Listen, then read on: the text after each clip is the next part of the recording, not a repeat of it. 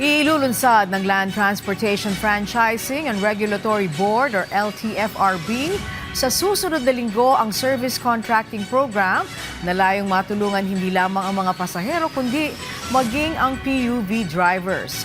Suportado ito ng ilang jeepney driver at operator na umaasang magpapatuloy ang programa habang nananatiling mataas ang presyo ng mga produktong petrolyo. Si Bernard Ferrer sa sentro ng balita.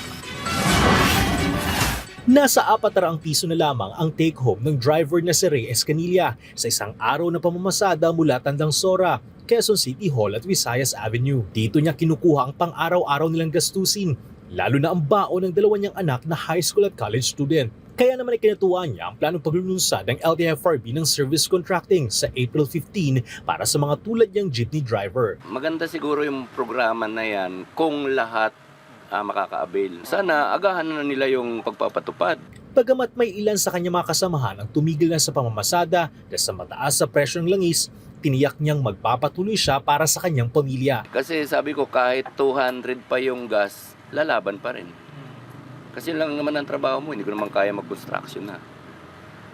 Kailangan kahit 300, 200 na lang sobra, tuloy pa rin. Samantala, ikinatuwa rin ng isang transport leader ang nasabing plano ng LTFRB.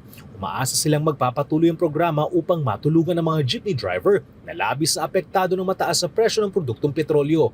Maliban dito, inaasahan din na masisiguro ang sapat na bilang ng mga pampublikong jeep na bumabiyahe at hindi maapektuhan ng mga commuter. Ang makikinabang po dito sa service contracting, ito yung mga main roads na mahaba po ang daan at ito po siguro yung mapipili kasi pinipili din po nila yung possible na yung ating mga mananakay ay nandun nakaruta sa mga maraming sasakay. Ayon sa LTFRB, may dalawang uri ng kontrata sa programa para sa mga driver at operator ng PUVs. Ang gross type o libreng sakay kung saan gobyerno ang nagbabayad sa operator at ang net type kung saan naniningil ng pamasahe ang driver ngunit may dagdag na insentibo mula sa gobyerno. Pinipili ang mga ruta batay sa dami ng commuter at koneksyon sa mass transport, kabilang ang EDSA bus carousel at mga rutang may LRT at MRT.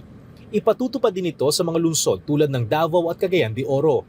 Batay sa Memorandum Circular No. 2023-048, ang mga benepisyaryo ay dapat kasapin ng consolidated entity na may hindi bababa sa 10 unit, may palidong prangkisa o provisional authority at rehistrado sa LTO na may passenger accident insurance. Bernard Ferrer para sa Pambansang TV sa Bagong Pilipinas.